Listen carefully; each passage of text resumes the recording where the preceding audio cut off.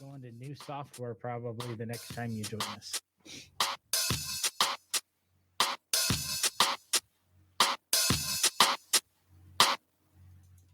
But I remembered to turn down the keyboard. All right. That way our listeners don't go deaf and not be able to hear us. So it's no driving glove. No driving glove? Did we lose one? Yes. Or I should say we put one on, no driving glove, but we have the other one. We're rebelling tonight. Oh. It's a bare knuckle approach to the automotive hobby. Only on one hand. Well, my driving gloves are like 3/4 finger things. They only go up to my knuckles. No, well, that makes sense. And then these knuckles are bare. And then there's some vent holes. Velcro straps. We ought to get a couple pairs of driving gloves and give them away. Yeah, we should get them like embroidered, no driving gloves. Blue leather. Ooh, that's kind of cool. Yeah. I have a entire hide of gray Connolly leather, and every other hide in this same lot was about 60 to 67 square feet.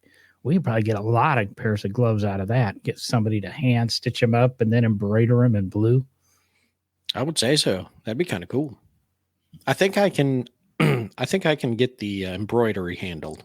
I know somebody. How about the sewing of the gloves? Actually, probably they would probably give it a go. I don't forget somebody from the McPherson Automotive Restoration thing. But we're talking about too much about the behind the scenes stuff of no driving gloves. That's what people come here for. They don't come for anything else. Not the car knowledge. Mm-hmm. I mean, we can prove that is, one of us is a former owner of a 2004 Saab 9.3 and the other one had a 2006 Pontiac Solstice. You figure out. As the listeners, you figure out who. Well, if they've been listening long enough, they should know. Well, they should know. But all of our episodes are available at nodrivinggloves.com. But tonight we're actually going to kind of talk about probably more regrets, but what car should have I? I have no regrets, John. No regrets. I live my life with no regrets. I got to move this screen over here, though. Wow. I can't move that screen over there because I need this screen over there, too. Jeez. So what you been up to, John, other than moving screens? Yeah, have a good week. Yeah, it's a pretty good week, really. I've had today off. I'll have tomorrow off. I have Saturday off. It's rare for me to have 3 in a row. And I think I'm going to the mountains over Thanksgiving and staying home over Christmas. So I got a little bit going on, a little bit here, a little bit there. Sounds fun. Got a new podcast possibly launching. Guess we'll find out. Ooh, fancy. Itch. Bringing common sense to the world. Is there an asterisk before the itch? No. Oh. The podcast is called Itch. It's actually called The Itch. And the E is creatively designed to service 2 letters. But you never name a podcast The. Now we're getting into the weeds again. These people are here to talk about cars or hear us bitch about cars. Yes. And I think I'm supposed to go first in this week's bitch. The bitch of the week. Actually, this could be called the Itch segment, brought to you by Itch Podcast. Ooh. Maybe you'll be hearing that in January. I'm just trying to decide which one to go with.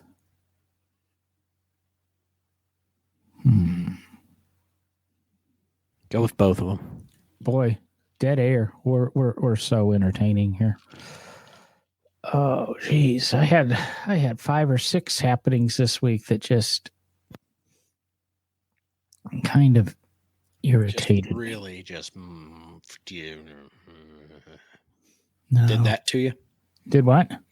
No, No, it's like, damn, that pissed me off. And I'm supposed to pay attention for funny moments in my comedy writing class, and I'm having a heck of a time doing that. Brandy's pointed out, said, "Hey, you should do this, you should do that," and oh, wait a second, I didn't, while we laughed about it, I didn't realize it was a funny moment. But I'm dumb like that. But I'm really good at paying attention to these bitches. I'm just having a horrible time remembering them or choosing the.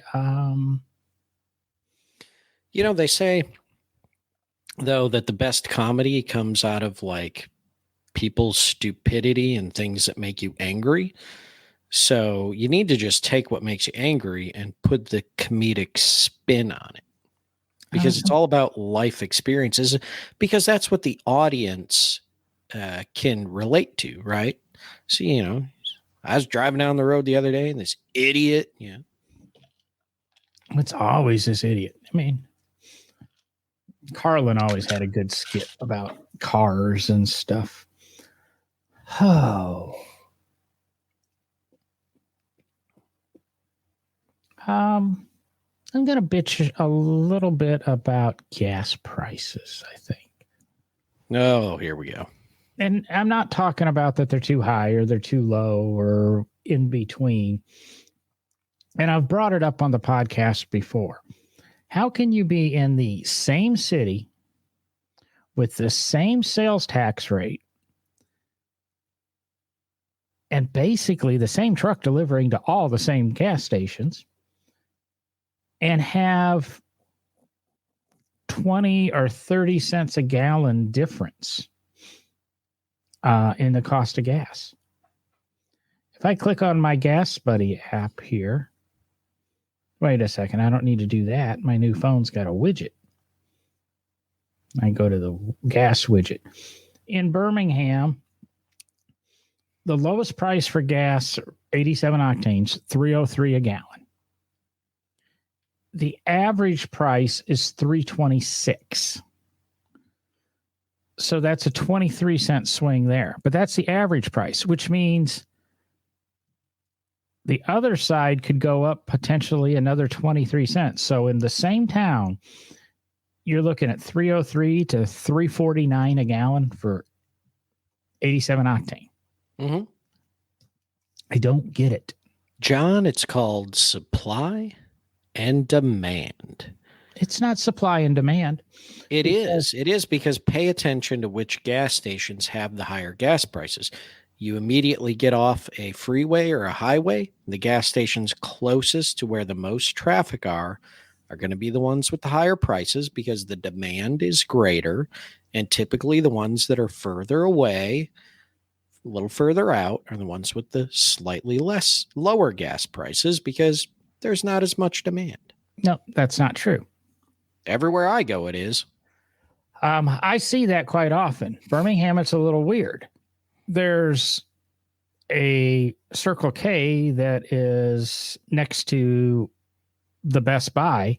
That's typically the cheapest gas station in town. Not a lot of traffic there, correct.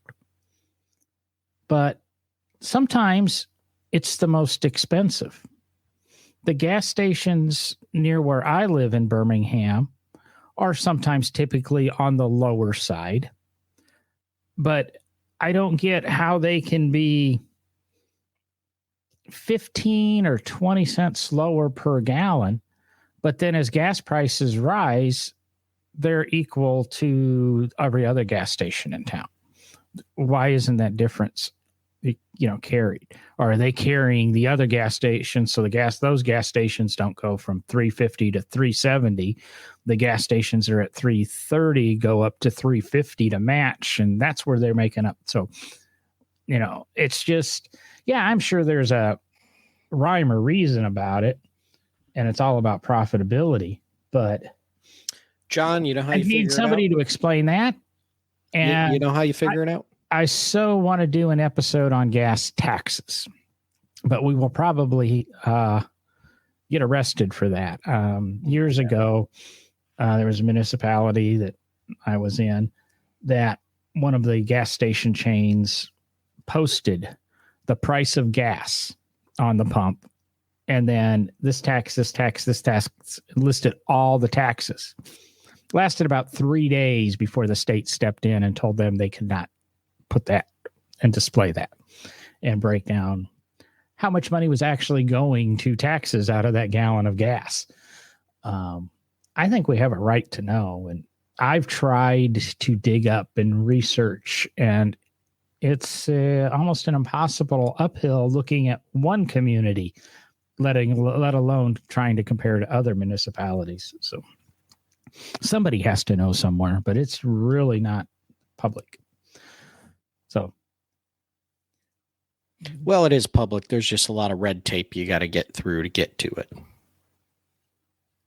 That's the trick. But the best way to find out, John? Just go buy yourself a gas station, and you'll learn the inner workings of it. I got other things I want to buy. All right. I tend to leave my money for cars. Hookers and blow. Oh, so I can't say that. Brandy's watching. And it's 2022, not 1987. Hey, I'm stuck in that Miami Vice. Next up, ladies and gentlemen, Don Johnson.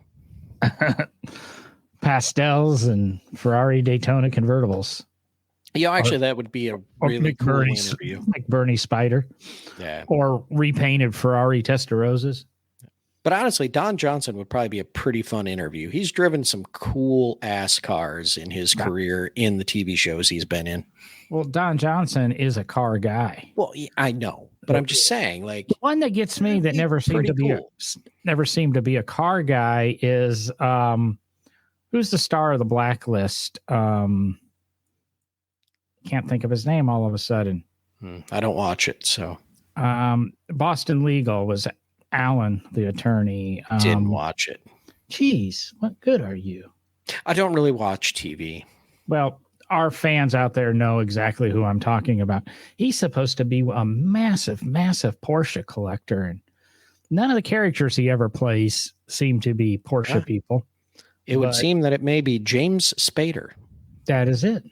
There you go. You must use the Google in front of you, or did you use Bob's comment? I may have used the comment section. So, yes, he is a Porsche guy and supposedly a diehard Porsche guy. And I just don't, his characters don't portray that. I don't know if I've seen that many personal interviews with him, but I'd love to have him on the show too.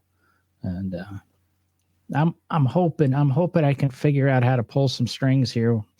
We just need to have the listeners tell a friend to check out our podcast. And we actually do get focused on a topic after a little bit, but we like to meander. There's so much of the car world to cover. And you sent me something earlier this week, Derek. Did you actually read that article on the one-stroke engine? Don't jump into that, because I haven't been able to read the article yet, and I haven't been able to research it, because I sent it to you and I didn't follow up on it, because that idea has been around since the early 1900s. There were actually very similarly designed engines very early on, but I don't have all my research pulled together to talk about it. Jeez, what are you doing? Like you got kids and a real job or something. Yeah, exactly. I was trying to check something here because I believe we've had a similar conversation about that. About me not being prepared with research to talk about something that I sent you? No. Okay. About, the thing had actually been around since the... Well, we talk about that a lot, because you really, when it boils down to it, I think we've said it on the show many, many a times, that really there's not a lot of new in the industry. It's just improved upon or redesigned and, you know,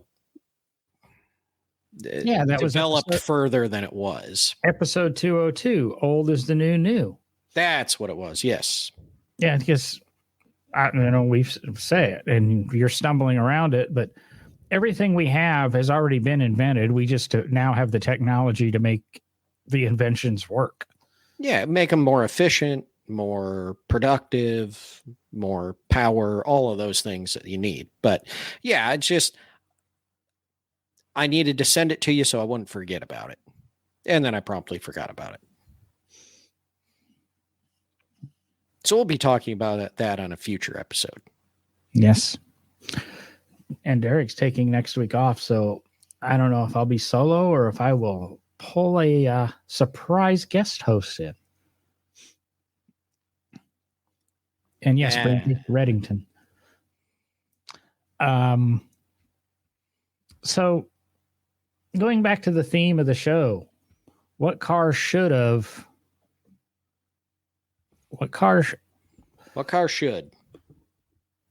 Well, a lot of the questions go, what car should have? Oh, sorry. What car should have you never sold? Oh, that's an easy one for me. And what would that be? The GTO. Should have never sold that car. All the other cars I've sold, no problem. I've really sold many cars. But I still wish I had the GTO. I like that car. That was a good car. And, you know, yeah, it was joint ownership with myself and my dad. And, we decided to sell it for other reasons.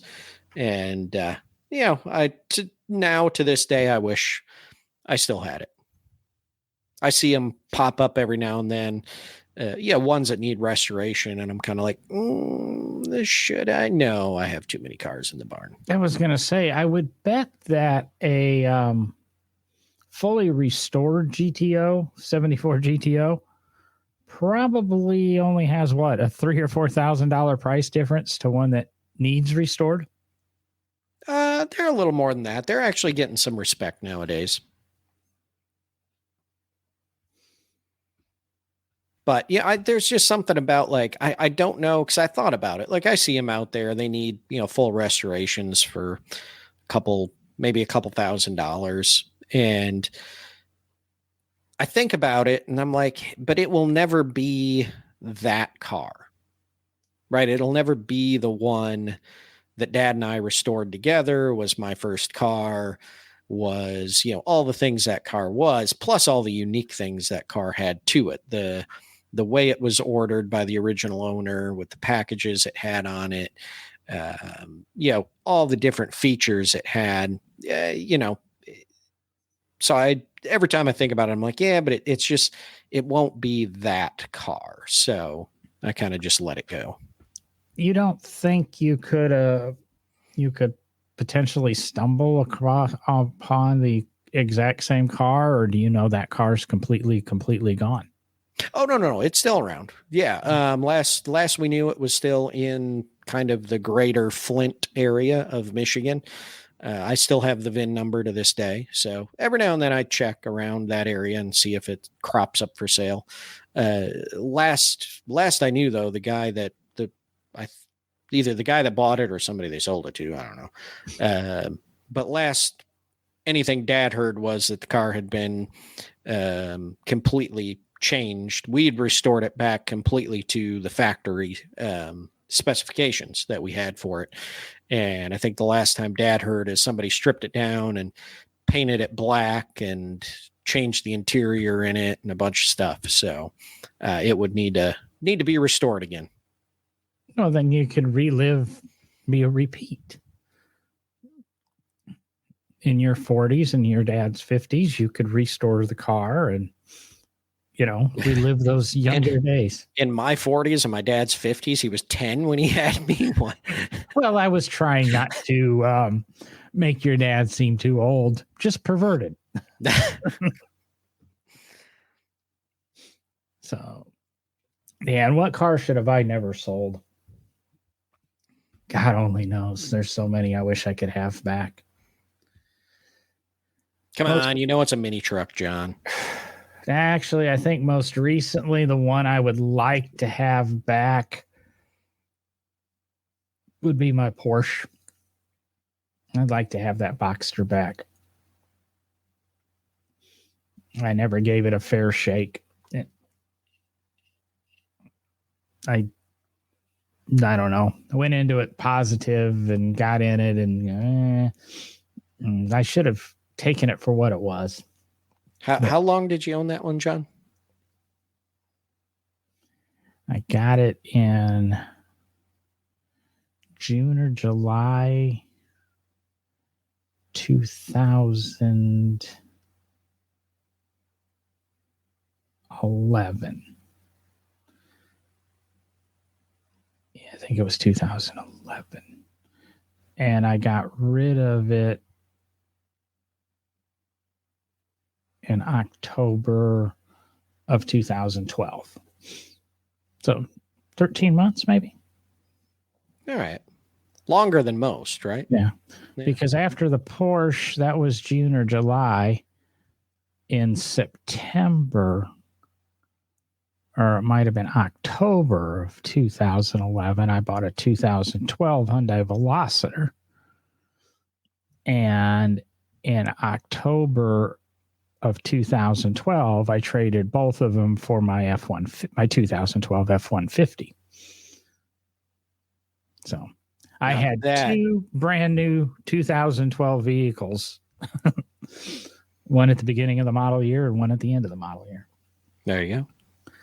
So, and the Porsche was an 05 Boxster. And I don't know. I shouldn't, it's like I say, it's one of those things. I probably should have never got rid of it. And it's something that, and take this when it comes to getting rid of cars and that, it's something we used to talk about in the Birmingham Motoring Club. And at the time, I think it was Birmingham British Motoring Club, that when you sell a car like that, you better have another one to immediately go buy. Otherwise, you put the money in the bank and then a nickel goes here and a dime goes there and a nickel goes there. And then all of a sudden you don't have your toy car money again. And just about everybody I know that is not, well, even some of my very wealthy people are friends that has happened to, like I said, sold the Porsche and ended up spending that money elsewhere. And I should have taken my flying lessons and bought an airplane. I know somebody who sold his Diablo, and it took him years to get back into another Lamborghini. Now, he might have had the money, but he might have been just being responsible and investing it. But still, it took him years to feel comfortable enough to buy another Lamborghini. And I've seen people, they sell their MG, and all of a sudden their toy money's gone. I'm going to sell it. That way I have the money free to buy whatever's next. So never sell your toy unless you have something else in mind. And in Derek's case, he just never sells his toy. That's the other problem. Then you end up like Leno with owning or renting or leasing half the airport. So. I mean, is that a problem, really? Not really. Yeah. I'm still working that one out in my head. I know a lot of people that rent hangars for their garages. Mm-hmm. I never thought about that. And it seems like the Burbank airport, I don't know where they put the planes, because it seems I know of at least 6 guys that have garages there, and Leno's one of them. And he takes up half the damn airport. Yeah, a lot of them. Even it's funny here in Bowling Green, there's a small, airport, nothing major, and there's quite a few hangars there that have cars in them. And there's some that do have planes, and there's some really great antique historic planes, early aircraft. There we go. That's a better term for it. At the airport here in Bowling Green. It kind of blows my mind, a couple of the planes that are here. And, but, you know, a lot of the other planes just kind of sit out on the tarmac and sit around the airport. It's like, so the hangars are for what again? They're just because it's just a bunch of cars and various stuff that guys are renting the hangar and storing their cars and various items in. It's an interesting situation at airports. That might be an interesting one to dive deeper into someday. Yeah, because I wonder what the security's like, etc., driving in and out of the airport, in and out of the airport. Don't they have to go through security checks or something just in case they decide to bring a bomb or two with them?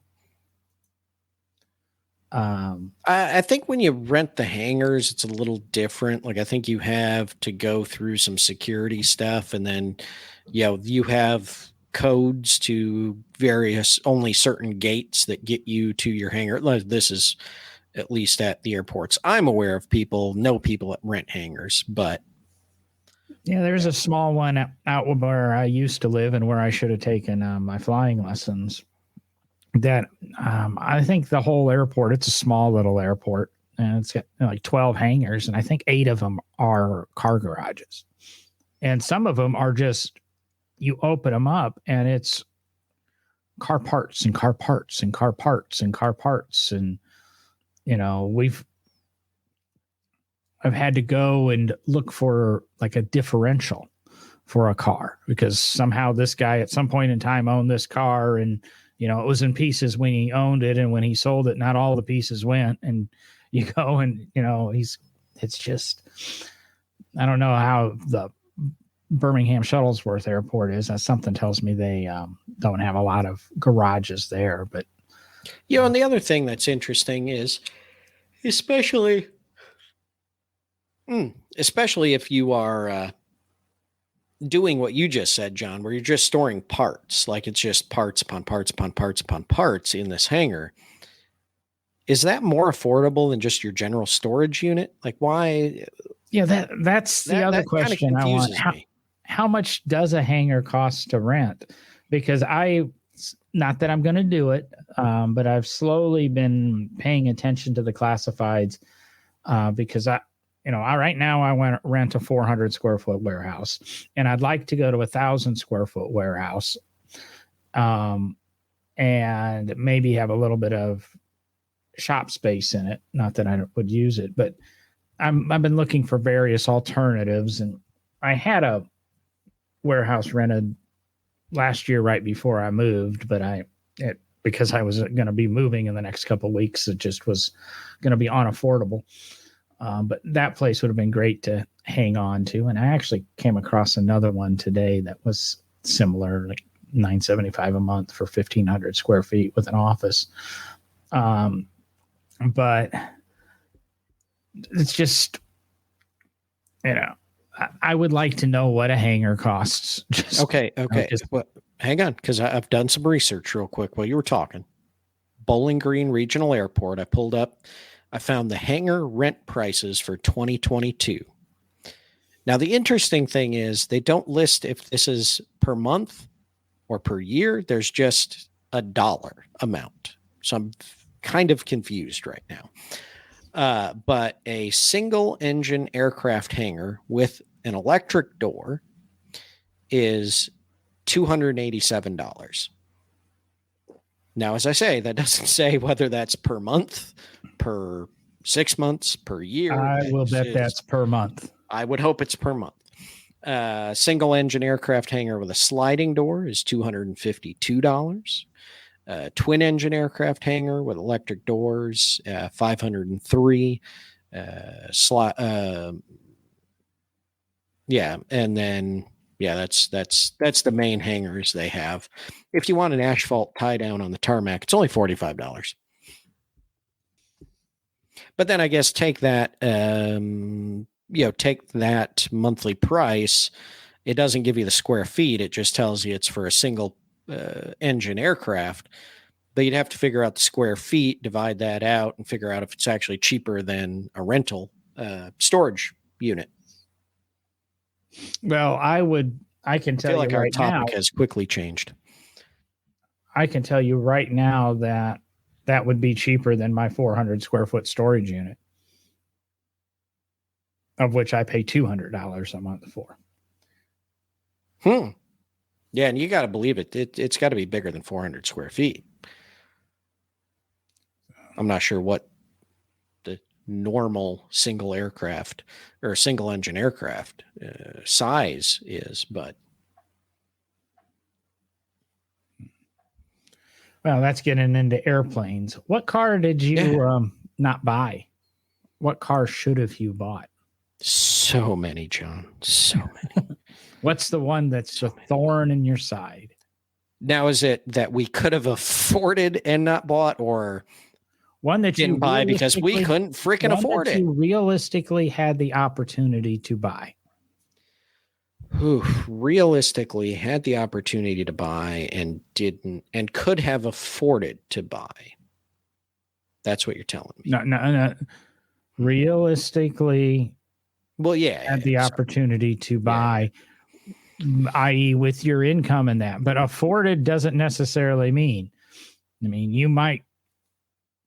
I mean, if you had to sacrifice breakfast until the car's paid off, that's not technically affording to buy it, but you could have still bought it, if you know what I mean.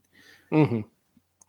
If you gave up all your cable and all your internet and everything so that you could have this car, so you can go a little bit above what you would say a reasonable person would spend. Ooh. You want to give yours? Do you have one like at the ready? Because I'm going to have to think about this for a minute. One at the ready, or multiple at the ready. Why it's a car that haunted me. I had no business buying it. I realistically couldn't have afforded it, but I could have made the payments on it and that. The way I buy cars and sell cars on a 12-month rotation would have changed because it would have depreciated so fast. I would have been stuck in this car for a few years. And the thing is I went to buy the car 3 different times. The final time I made the best deal I have ever made on a car, and I still walked away from it. And this is in 2013, 2014 era.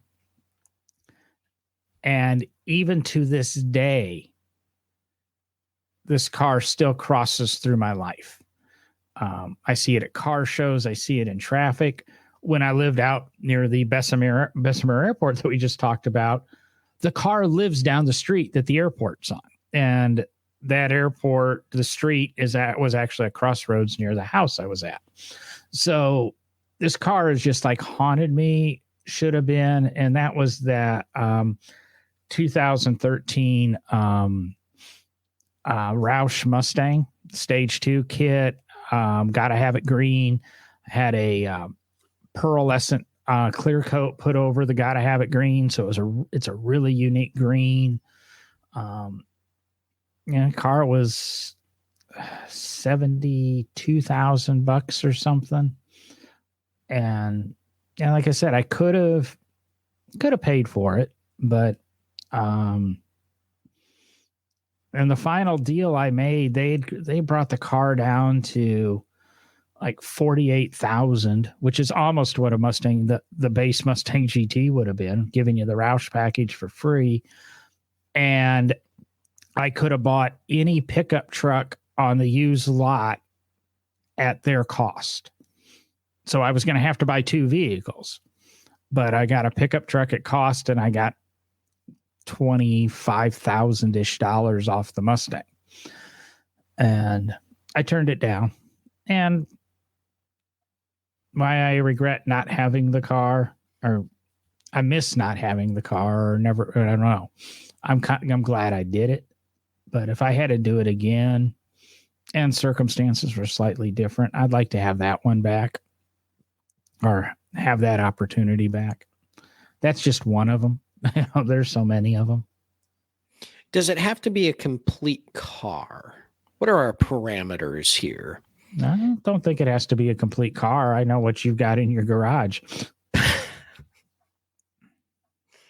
Ouch.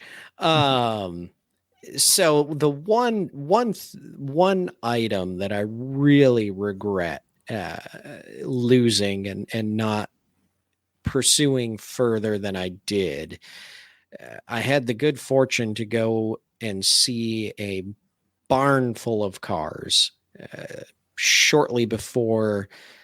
I was really one of the first people in the building when they were getting ready to sell it.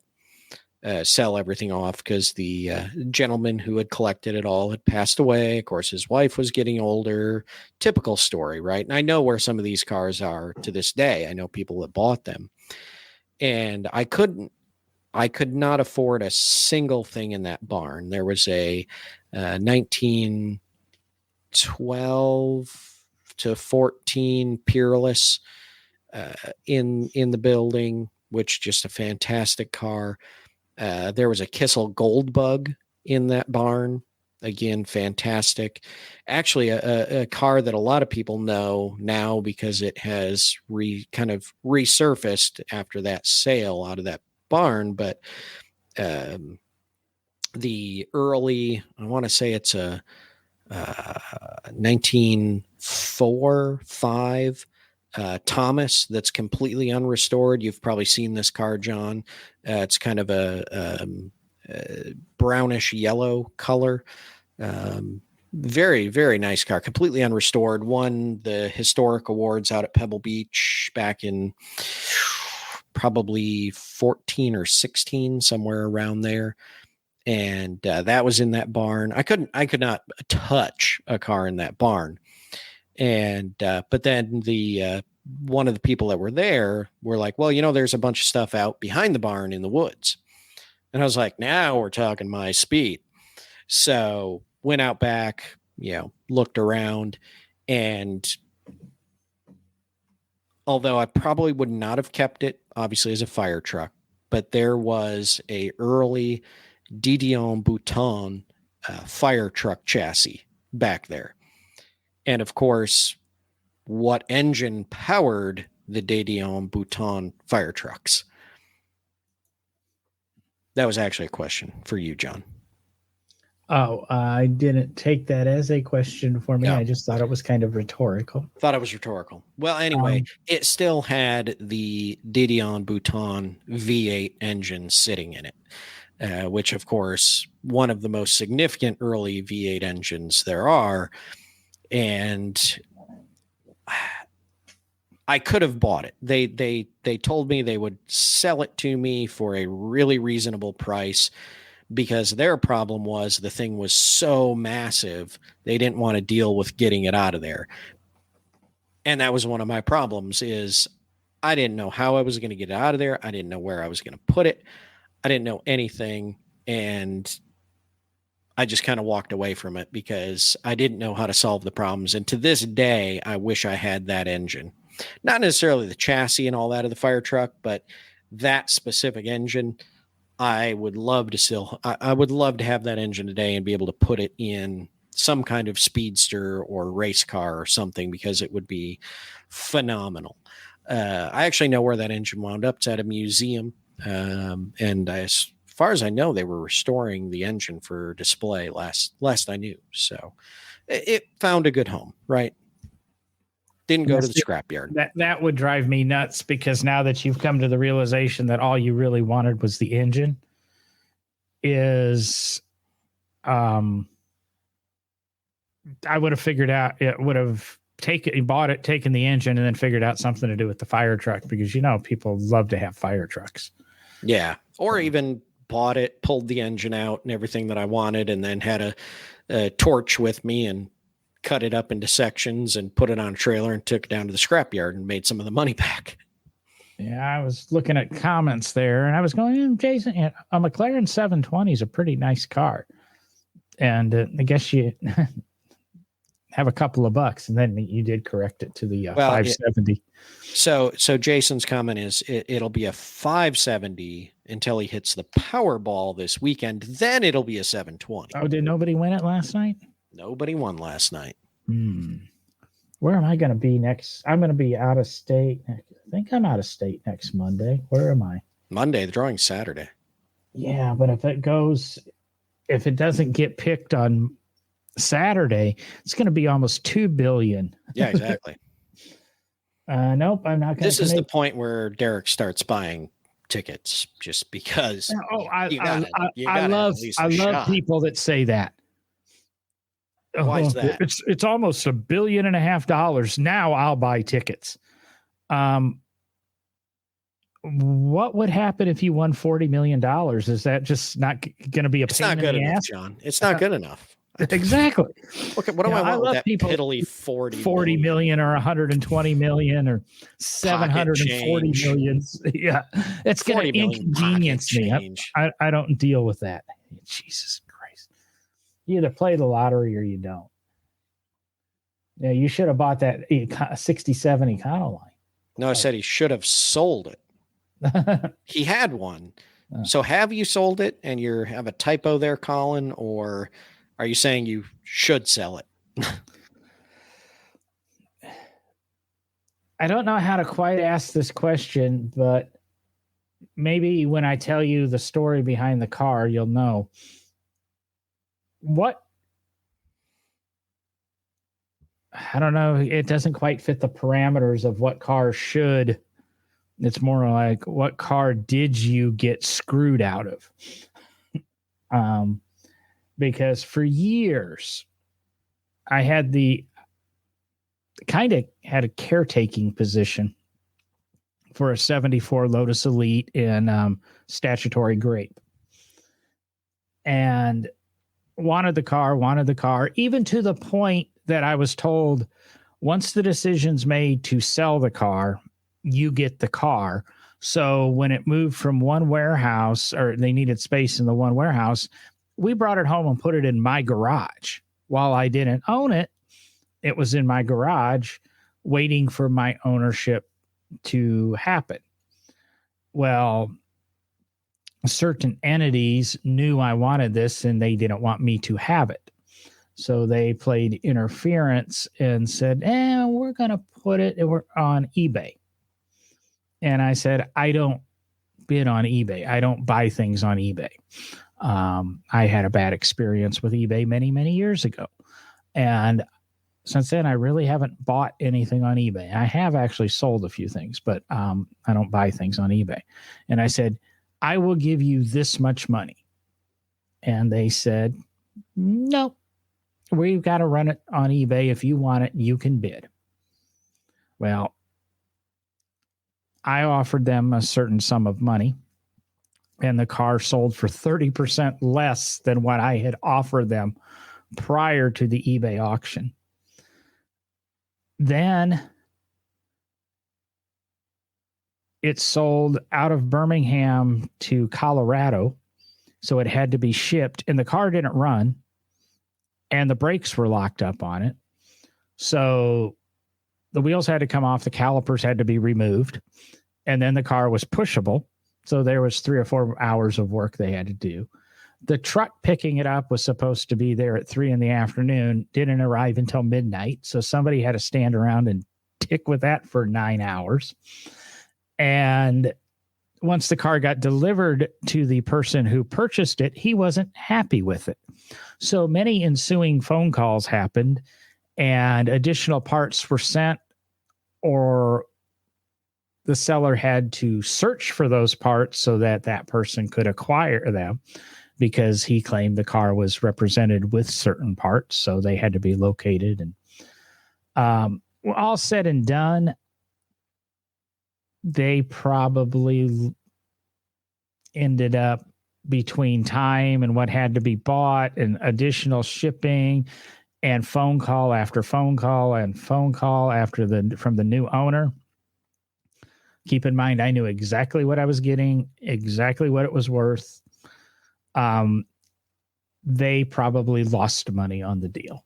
So I felt really good about that. And, they really thought I was going to go ahead and bid. And I said, nope.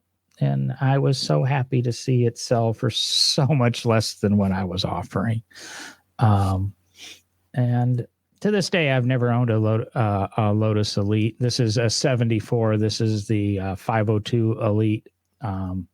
It had a 2+2 little back seat. It kind of looks like a stretch Gremlin or something like that, but it's really a hideously ugly car. But they're not the best looking. But I like them. And hey, that's it. I mean, have you ever had something like that it was almost a done deal, and then at some point the seller changed the terms of the deal and you got screwed out of it? Well, before we get into that, Jason wants to know if you said the color was statutory grape. Yes, I did. Okay. Just making sure his question gets answered. I mean, I don't know why he's so concerned about it, but anyway. That was back in the days of where Chrysler had, Plum Crazy and Panther Pink and things like that. This was Chapman's unofficial in-house name for that color. In-house names are often different than the names that come out to the public. Yes. So to answer your question, John, no, I have never had that happen. Don't ask me why, or I don't know. Maybe I just don't get myself into situations like that. But no, I've never been really screwed out of a car in any way. I think again, it's because I have a weird way of collecting the cars that I want, and then I just kind of keep everything. And I don't know. I don't know. But no, I've never had that happen. I'm trying to decide a Facebook user who that really is. I think I know who it is. I think I know who it is on the second comment. Well, the second comment doesn't make it be the first comment. I think I know who the first comment's from. And the second comment, maybe there's two different Facebook users. Oh, it could be two different Facebook users that aren't showing their names. I guess. I think I know who the second one is. I think if you comment on my personal page, it comes off a little bit different. Let me pop over there and see. So while you're doing that, what is our next? Both are the same person, and he's commenting on my personal page. There we go. And is it who we think it is based on the second comment? No, it's based on the first comment. The person you're thinking it is on the second comment, I believe, is occupied in Las Vegas. Oh, that's right. He's out in Vegas. Yeah. Yes. And we're not talking about the former co-host. He's actually out in Vegas too, but yeah, winning awards and doing stuff. That's all he ever does. I know. Be better if he was here. That's who it is. All right. It's Yoda. And I'm going to take a moment here because I've meant to do it all freaking day and I always get distracted. I got half the message written. You need to get in touch with me, Yoda. I'm off tomorrow and Saturday. I'd like to try to grab lunch if you've got time. Text me after the show or text me tomorrow because God knows I'm not going to get around to it. Sorry. There you go. Boom. What's our next? What car should? What car? Boy, there's horrible grammar on that one. Yeah, there's a lot of bad grammar on some of those that I read through. Yes, because I just threw it together. I mean, let's go with what car should have I never done that with?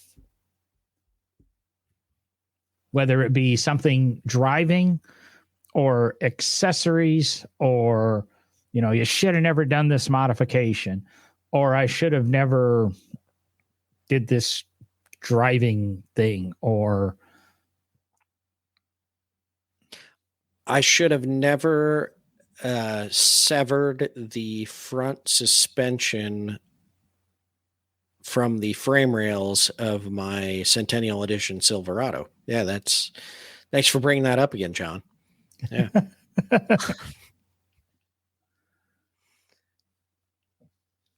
That doesn't count. That was an accident. Yeah, well, still shouldn't have happened, shouldn't have done it, but that's life, right? If we include some of that stuff in there. You know, so this one is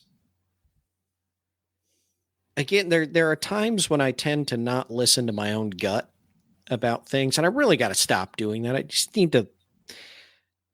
need to listen to my gut, believe in myself, and just do what I know needs to be done. So I got the 490, the Chevy Touring, and it wasn't running, of course, when I got it, and the engine was seized up, didn't know why. And so, and I bought it like, and listeners will probably remember this, but I bought it about, I think it was like 2 weeks before Old Car Festival, 2019. Wow, I don't even remember when I bought the car now. It's only been a couple of years. Anyway, bought the car, pulled the head off, figured out that it was, mice had gone up through the exhaust, got in, had some corrosion on the cylinders, blah, blah, blah. Took a few days, got it freed up, got the head decked, put everything together, got it running again. Thing ran beautifully, right? Took it to Old Car Festival that year. Drove around all weekend in the car, no problems. Did the car games down on the green, drag raced Model Ts, Model As, all these things, and beat most of the cars that I was drag racing, right? With this, Model As, I was beaten with a 1919 Chevy Touring. Fantastic car. And then I had someone who will remain nameless on this show convince me that, we should do the same thing that a lot of Model T guys do, and that's update it to the Volkswagen 4-cylinder, distributor, modernize the ignition a little bit just to make it more, capable and easier to work on and get rid of the old original coil and blah, blah, blah. And I think everybody here knows I'm kind of a purist. I really like running cars on the old equipment, even if they have little quirks and things like that. But I was like, they do it on Model Ts. His Model Ts run great with the conversion. All the other Model Ts I know do great on it. So we did it. The thing won't stay running. I drive it for a little while, dies. Just got to figure it out. Is it a reversible modification? It is. There's some machining that would have to be done again, but other than that, yeah, it could be reversed. And I know it's likely just probably the problem is the condenser, because the condensers anymore are junk that are being made, and they get hot too many times, they burn out, and they fry. And everybody I've talked to, even the Volkswagen guys, they carry a box of them in the trunk anytime they go somewhere and just switch them out all the time. But it's just frustrating because the car ran beautifully with no problems. And now it's like, well, it died, it just. So that is my answer to that question. Running a condenser and all of that, why wouldn't you go to like a complete Petronic system or such? Because I'm a purist and I don't like Petronics. But I'm a purist, but I'll put a Volkswagen distributor and ignition system. I was convinced to put it in, and I regret that decision to this day. Yeah, now we need to get somebody to convince you to put a electronic ignition in the thing, and nah. Of course, I'll be honest. Again, why? The original ignition ran beautifully. Why do I need to move to electronic? The Triumph Stag that I restored years ago went to Petronics, and it wouldn't run. And we diagnosed it back to the Petronics, ordered another one, and it wouldn't run. And we said, to hell with it. And we put the points and everything back in the thing. started on the first turn of the key. So I can't say that is the Exactly. soft. I have heard that experience from many people with Petronics. So, I wonder if Jacob's ignition is still around. I had one of those in my CRX, and boy, what a piece of shit that was. Hopefully they're not still around.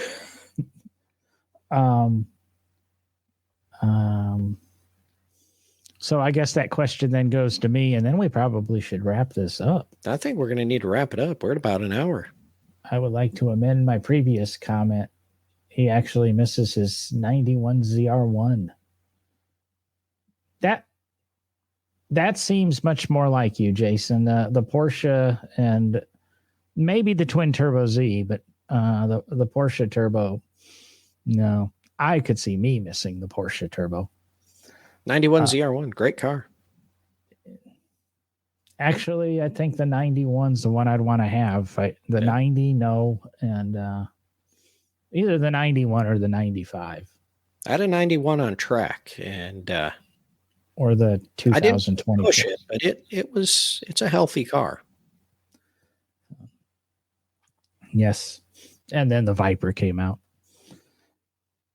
Oh, what thing should have I never done with a car? I've done some pretty, cut the roof off of a truck and made it convertible. I cut the roof off another truck and made it convertible. And then you cut a roof off a third truck and you switched all three of the hard tops around and made a different truck.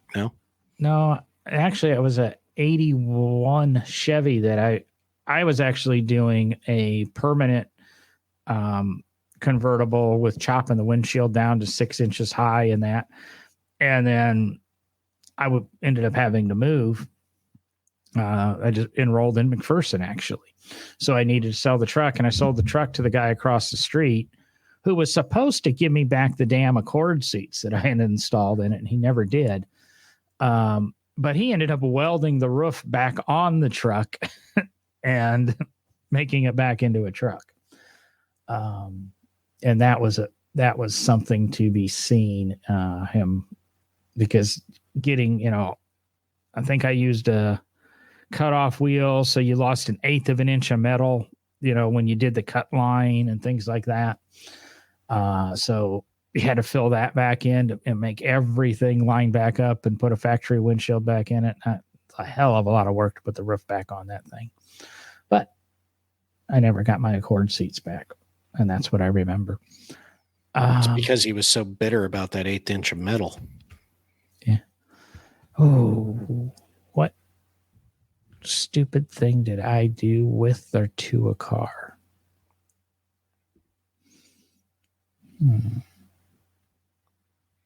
Got so many cars I got to go through.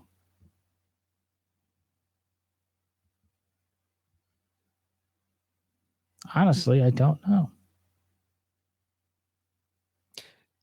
I now cut a lot of roofs off things, all of it wrapped into one. Yeah, that wasn't it. For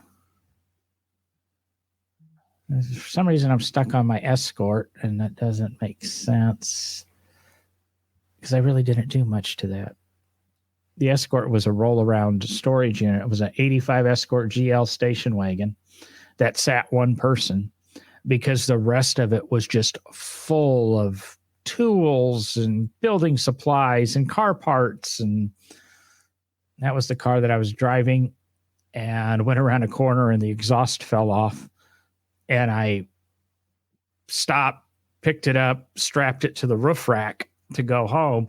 Got about 3 miles down the road, and a cop stopped me and said, "You know why I'm stopping you?" And I said, "No, because you never give them a reason." Right. And he said, "Well, sounds like you don't have an exhaust on this car." And since I'm so understanding of the police, pointed out, yes, I literally have an exhaust on this car, and pointed to the roof rack. Yeah. I didn't get a ticket, but was also the same car I got stopped in one night. He just sent me home. I got stopped in one night. Somebody stole a license plate sticker off the car, and then I just never bothered renewing the license plates. And I probably drove it 18 months like that. And finally, a cop stopped me, and he sent me home because I didn't know the sticker got stolen. And because the sticker got stolen, I didn't know when it expired. Yeah, he sent me home too. So then I went and got a sticker. Those are stupid things I've done, but I can't say I should have never done that. I learned from my experiences. Coffee cans and wire hangers aren't good exhaust hangers and patches. No, I might say that I do regret selling my Jeep Cherokee. I had a 95 Jeep Cherokee. We're past that. Yeah, I know. Then I'm thinking my S10.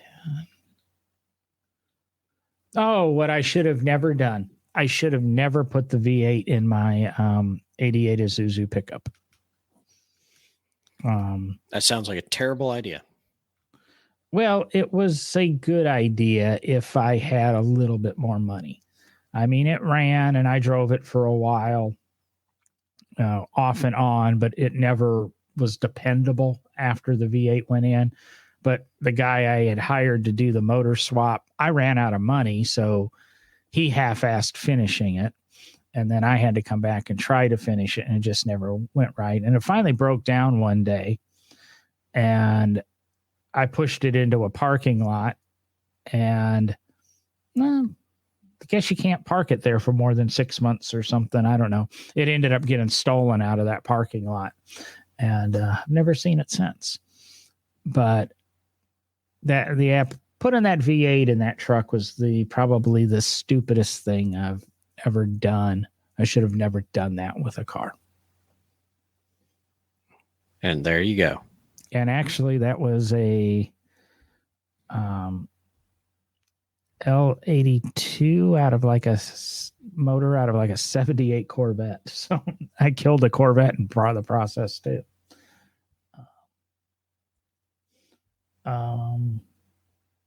Yeah, I'll go with that. There we go.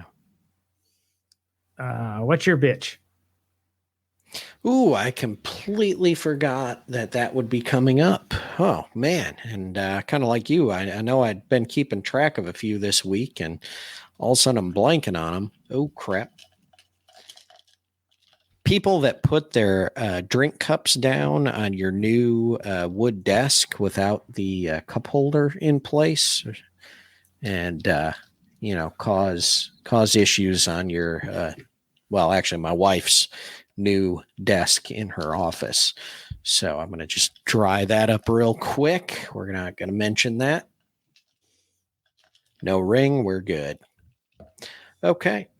Wow. I was keeping track of these for a while, so I wouldn't repeat myself. And then I stopped. I got to start doing show notes again while I'm sitting here doing this. But,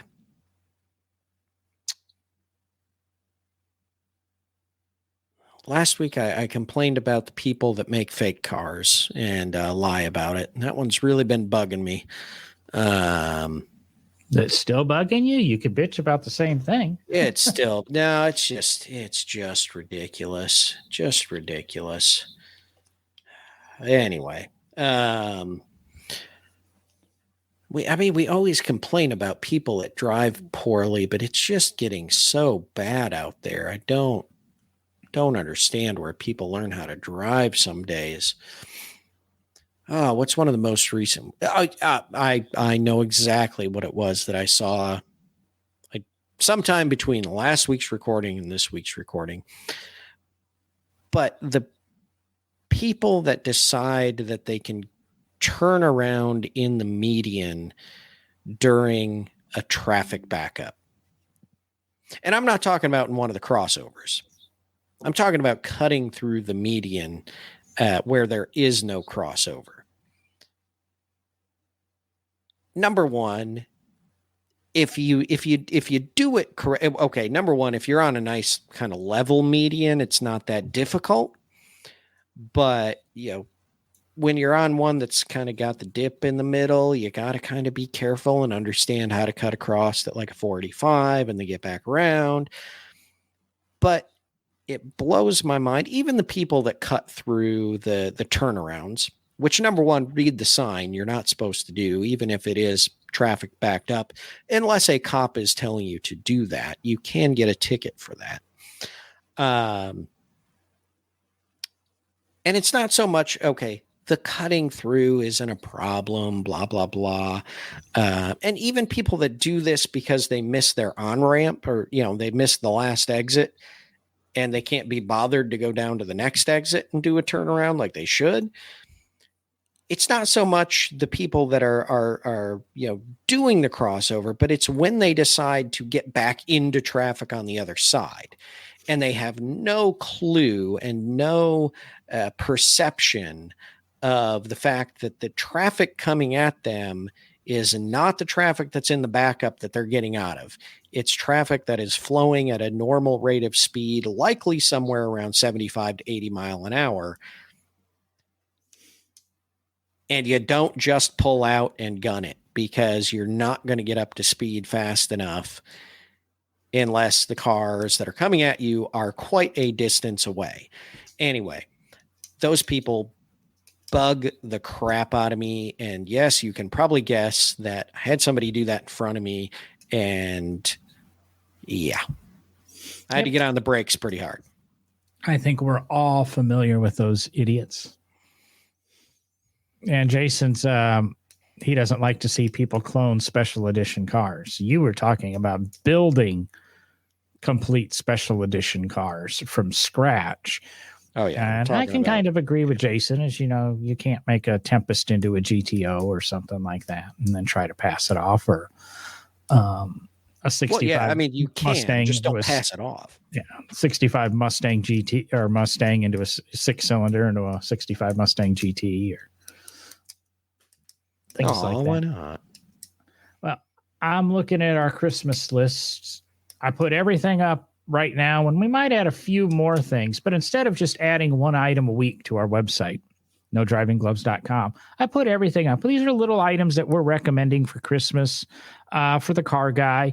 It's probably better to tell your significant other or your family or who's ever buying you gifts about this page.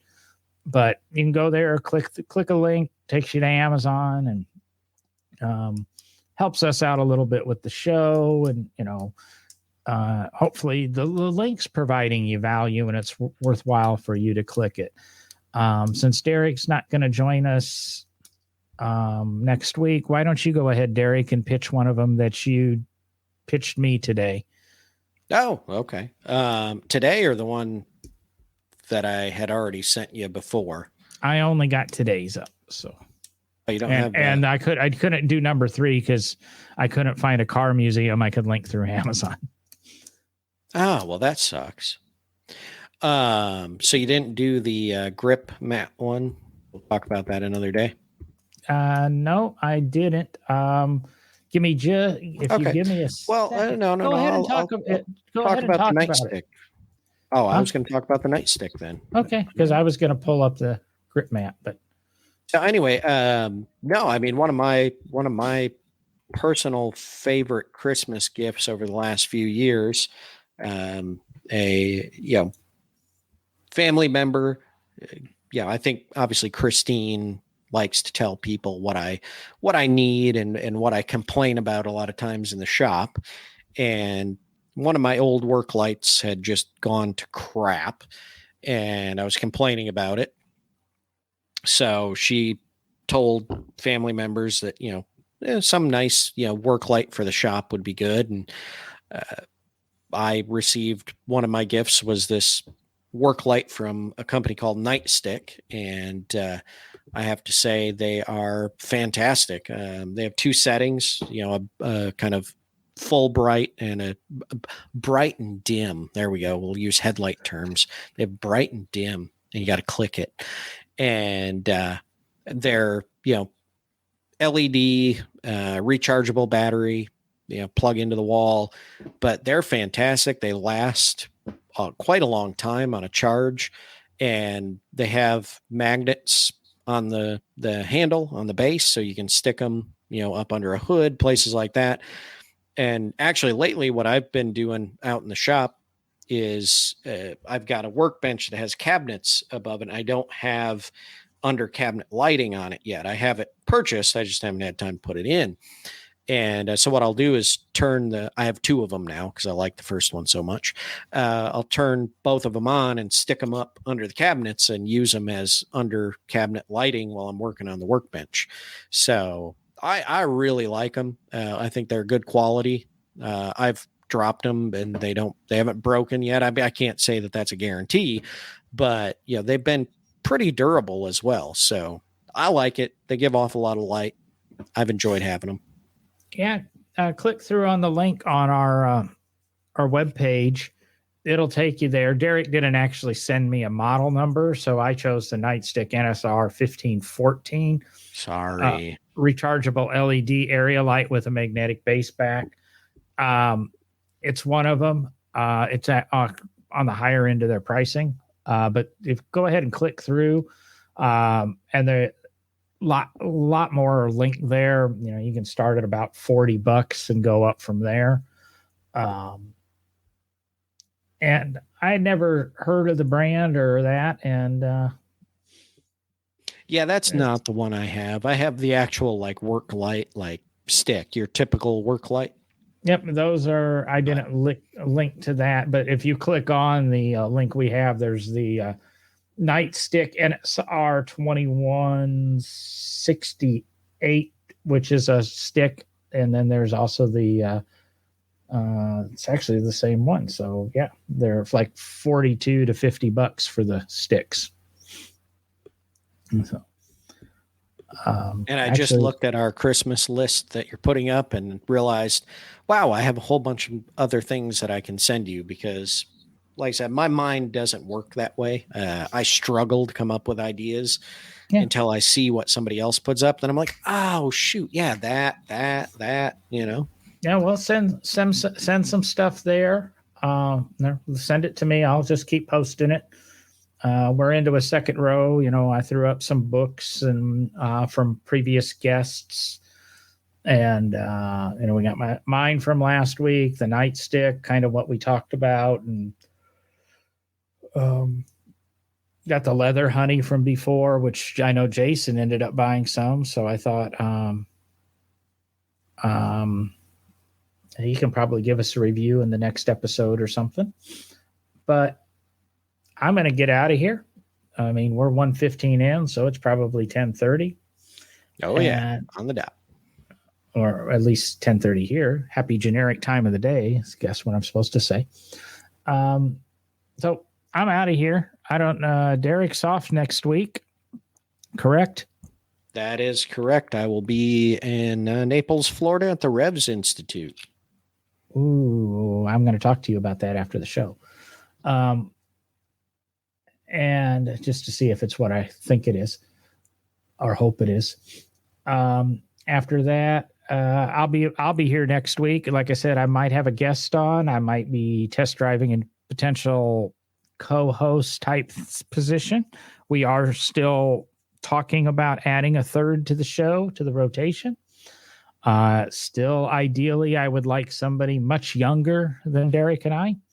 And potentially much with a female perspective, which I guess I will throw out there because it worked. I spent $69 this week and bought a 1-year subscription to HBO Max with commercials. Turns out there's a couple of shows on HBO Max that I wanted to see. She wanted to see The Shining on Sunday night, so that's what triggered it, or I would have waited a few more days. But I shared the link on the Facebook page. The World's Fastest Woman documentary is on HBO Max. And Matt Farah has the best interview covering that I've heard so far. He actually has the cameraman and the producer and stuff of the documentary that spent years with Jesse. This is about Jesse Combs. And as we all know, she passed away going after the world record for world's fastest woman. And they determined, because of what was left of the accident, some of the timing equipment and a camera, that she had broken the world record in the measured mile where they actually do it. Unfortunately, she never returned from breaking the speed record, so she did become the world's fastest woman at 522 miles an hour. Was awarded that after her death. This movie is about her pursuit of that world record and gets pretty intense from what I understand. I guess I think it's 132 or 133 to 134. Or 132 to I don't know. It's in there. Just be prepared. You're going to see some stuff that I don't think you normally would see in a movie, because they actually show I can't say the car coming apart, but they show right up to the moment Jesse left us. So that's something out there if you haven't seen it. It's definitely a documentary I believe is going to be worth watching. I will probably be watching it either later tonight or tomorrow, because I'm bacheloring it for the next couple days. And I don't know if my significant other really wants to see that. Jesse knew some friends of mine. Will had some encounters with her, and one of my first coworkers at the Barber Museum actually was at Wyotech just about the time Jesse was. She was a little bit ahead of him, and kind of in passing knew her, and I know some personal stories from that too. And just remember the Jesse Combs Foundation. She's done a tremendous amount for women, and that's kind of why I want a woman on our show, is to give us that alternative perspective, not the 40 and 50-year-old male. This is the way it should be. And, I'm getting crotchety in my old age. But like I said, check out that on HBO Max. You can get a free 7-day trial. No, you can't. HBO doesn't do a free 7-day trial. Subscribe for a month if you have to. But I knew I was going to get my money out of the year subscription. So I guess I should link that into the Christmas gifts too. But I'm trying to figure out how I got lumped into the 40, 50-year-old crotchety old man category. Well, I was more I'm more the 50-year-old crotchety old man. You're 40. Yeah, and I don't think either one of us have the same mentality that somebody 18 to 22 has about cars. So just looking to get I want to get a new, unique perspective, because this is how I learn about cars, is this show. Learn more, I know a lot, but I don't know it all. Actually, I do know it all. I just can't remember it all at once. And with that, I'm out of here for the night. Good night, everybody. See you later. Oh, where's my button? Way over here.